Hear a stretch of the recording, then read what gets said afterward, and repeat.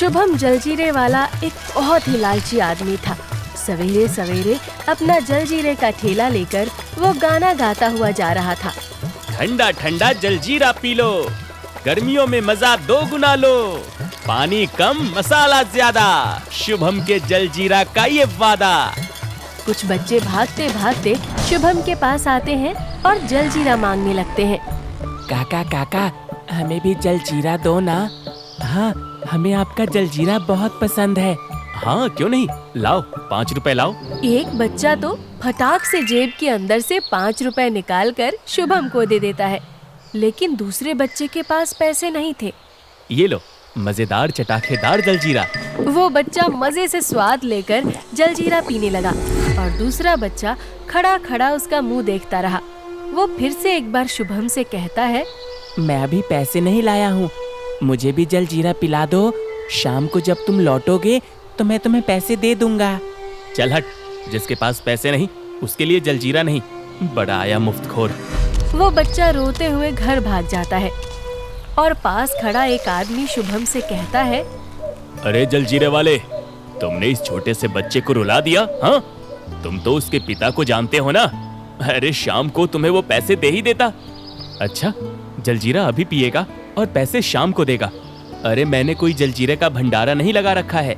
इतना कहकर शुभम गाना गाते हुए बाजार की तरफ चला गया। वहीं दूसरी तरफ बाजार जाने वाली सुनसान गली में एक आदमी भागता हुआ जा रहा था और उसके पीछे पुलिस वाला पड़ा हुआ था। पकड़ो उसे, पकड़ो उसे, कितना भी भाग ले आज बचकर नहीं जा पाएगा। ओफो, ये तो पीछे ही पड़ गए, अब इनसे कैसे बचूं? भागते भागते राकेश नाम के इस चोर को एक दुकान दिखती है जहां बहुत सारे मजदूर काम कर रहे थे और वहीं उन्हीं के बीच में वो जाकर छुप जाता है। अरे अभी तो यही था, कहाँ गया? फिर से हाथ से बचकर निकल गया, अगली बार इसे नहीं छोड़ेंगे। दोनों पुलिस वहां से चले जाते हैं। तब जाकर राकेश भीड़ से बाहर आता है। आज तो बाल बाल बचा, लेकिन मुझे ये चुराए हुए मोती जल्द से जल्द किसी सुरक्षित जगह पर छुपाने होंगे, वरना कभी भी मैं पकड़ा जा सकता हूँ। अरे भैया, तुमने सुना क्या? शहर में एक बहुत बड़ी चोरी हो गई है। किसी शातिर चोर ने एक बड़ी गहनों की दुकान से बेशकीमती मोती चुरा लिए हैं और पुलिस उसे सब जगह ढूंढ रही है। हाँ हाँ, मैंने भी सुना है भाई। मैंने तो ये भी सुना है कि वो चोर भागता हुआ अब हमारे ही गांव में शरण लेने आया है। हाँ, यहाँ हमारे गांव में? वाह, तब तो मैं भगवान से मनाऊंगा कि वो चोर मुझे ही मिल जाए और मुझे कुछ मोती दे दे। सभी लोग एक साथ हंसने लगते हैं। इधर राकेश चोरी के मोती छुपाने की फिराक में बाजार के आसपास घूम रहा था और शाम होते ही शुभम जलजीरे वाला अपना ठेला लेकर वापस घर जाने लगा। अच्छी कमाई हुई आज, मजा आ गया। ऐसे ही रोज मेरा धंधा चले तो बस फिर क्या ही कहने, जल्दी ही अपने ठेले में पहिए लगवा लूंगा। इसे मॉडर्न ठेला बना दूंगा।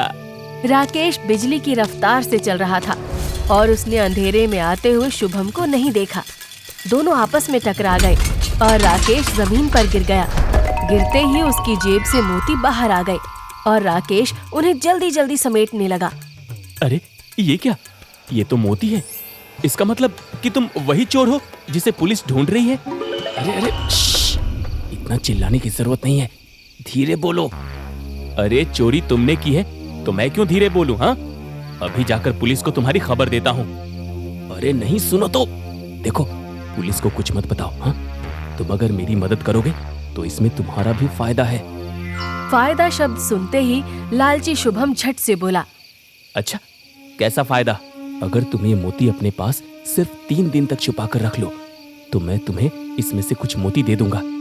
तुम एक आम जलजीरा बेचने वाले हो, तुम्हारे ऊपर पुलिस कभी शक नहीं करेगी और अगर मैं इस बीच पकड़ा भी गया तब भी पुलिस को मेरे पास कुछ नहीं मिलेगा। अच्छा, अब चलो ठीक है, मुझे मंजूर है। लाओ मोती, इधर लाओ। राकेश मोती शुभम को दे देता है और वहाँ से 9-2-11 हो जाता है और शुभम बहुत खुश होते हुए अपने घर चला जाता है। कुछ मोती? अरे जब मैं सारे मोती हड़प सकता हूँ तो फिर कुछ मोती क्यों लूंगा? अगले दिन बाजार में शुभम आज रोज से ज्यादा चहक रहा था। क्या बात है भाई, आज तो तुम बहुत खुश नजर आ रहे हो। हाँ, बस ऐसे ही। अब लो जलजीरा पियो। अरे भाई, क्या तुमने सुना? वो चोर जिसने मोतियों की चोरी की थी वो पकड़ा गया है और उसने पुलिस वालों से बताया है कि उसके मोती किसी जलजीरे वाले के पास है। ये खबर सुनकर तो शुभम के हाथ पैर ही ठंडे पड़ने लगे। क्या?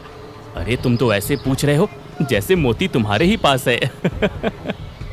सुना है पुलिस वालों ने उस चोर को बहुत पीटा है और पीट कर उसकी शक्ल बिगाड़ दी है। अब सोचो, अब उस आदमी का क्या ही होगा जिसने मोती छुपाने में चोर की मदद की है। हाँ। शुभम अंदर ही अंदर ये सब सुनकर कांप रहा था। जैसे तैसे उसने दिन काटा और शाम होते ही अपने घर को भागा। हे भगवान, ये मैं कहाँ फंस गया? अब क्या होगा? पुलिस वाले तो बहुत मारते हैं। नहीं, मैं ये बेशकीमती मोती अपने हाथ से जाने नहीं दूंगा। मेरे ऊपर किसी को शक नहीं होगा। मैं सालों से इस गांव में जलजीरा बेच रहा हूँ। मैं नहीं फंसूंगा। लेकिन मुझे कुछ चालाकी चलनी होगी। शुभम अपना चालाक दिमाग चलाता है और उसे एक युक्ति सूझती है। वो फटाफट जलजीरे का पानी बनाता है और उसे अपने बड़े से बर्तन में भर देता है। साथ में कुछ कुरकुरी बूंदी भी रखता है। ये कल के लिए पानी तैयार हो गया। अब मैं इसी में ये मोती मिला देता हूँ। फिर किसी को नहीं पता चलेगा कि पानी में बूंदी है या फिर मोती। शुभम जलजीरे के पानी में मोती मिलाकर चैन से सो जाता है। अगले दिन वो बाजार को जाता है, मगर अपना ठेला घर पर ही छोड़ जाता है। आज वो केवल बाजार का जायजा लेने गया था। ये क्या? यहाँ तो पहले से ही पुलिस वाले हैं। लगता है आज बाजार में ठेला ना लगाने का फैसला एकदम सही था। ओफो, मैंने आपसे कहा ना मेरे पास कोई हीरा मोती नहीं है। अरे अगर मेरे पास मोती होते तो मैं यहाँ ठेला लगाए घूमता। हाँ, जितनी तलाशी लेनी है ले लो, मेरे पास आपको कुछ नहीं मिलेगा। इस बाजार में जितने भी जलजीरे वाले थे उनकी तलाशी आपने ले ली है। अब आप यहाँ से जाइए। अरे नहीं, अभी एक आदमी तो बाकी है ना, वो शुभम। अब हाँ, शुभम जलजीरे वाला। उसकी तलाशी नहीं ली इन्होंने। हाँ, अब वो तो आज आया भी नहीं है। ये तो बड़ी अजीब बात है कि आज वो आया नहीं। अब वो लालची तो एक दिन भी पैसे कमाने से नहीं चूकता है। कैसा नालायक है ये, मुझे क्यों फंसा रहे हो? अरे वो देखो, वो रहा शुभम जलजीरे वाला। इधर आ। जी मालिक। तेरा ठेला कहाँ है? जी वो तो घर पे है। आज मेरी तबीयत ठीक नहीं थी तो दुकान नहीं लगाई। ठीक है, चल तेरे घर, तेरी भी तलाशी ली जाएगी। मोतियों की चोरी में किसी जलजीरे वाले ने भी चोर का साथ दिया है। हमें उसी की तलाश है। अरे मुझ गरीब की क्या तलाशी लेनी है आपको? मेरे पास कुछ भी नहीं है। चुपचाप चल, वरना तेरी खैर नहीं। घबराया हुआ शुभम पुलिस वालों को लेकर अपने घर जाता है और पुलिस वाले तलाशी शुरू करते हैं। शुभम की जान अटकी हुई थी और वो एक किनारे खड़ा था। यहाँ तो कुछ भी नहीं है। मैंने आपसे कहा था ना कि मेरे पास कुछ भी नहीं है। बेवजह आपने इतनी तकलीफ ली। वो टंकी, उसमें क्या है? वो कुछ भी तो नहीं, उसमें बस जलजीरा पानी है। ठीक है, दिखाओ। उससे क्या देखेंगे मालिक? अरे वो तो बस पानी है। तो उससे जितना कहा जा रहा है उतना कर, समझा? वरना अब एक और शब्द बोला तो सीधे डंडा पड़ेगा। मजबूरी में शुभम टंकी का ढक्कन हटाता है, लेकिन सामने का नजारा देखकर उसके ही होश उड़ जाते हैं। टंकी खाली थी और उसमें एक बूंद भी पानी नहीं था। पीछे से पुलिस वाले ने शुभम को एक डंडा मारा। क्यों रे, तूने तो कहा था इसमें पानी है, हैं? झूठ बोलता है। ये कैसे हुआ? इसमें पानी तो था। शुभम के होश उड़े हुए थे कि उसके पीछे से आखिर सारे मोती कहाँ गायब हो गए। आखिर ये कौन शातिर थे जिसने शुभम के घर में घुसकर उसके बेशकीमती मोतियों पर हमला कर दिया था? ये सब सोचकर शुभम का सर फटा जा रहा था। देखा, मेरा निशाना कितना कमाल का है।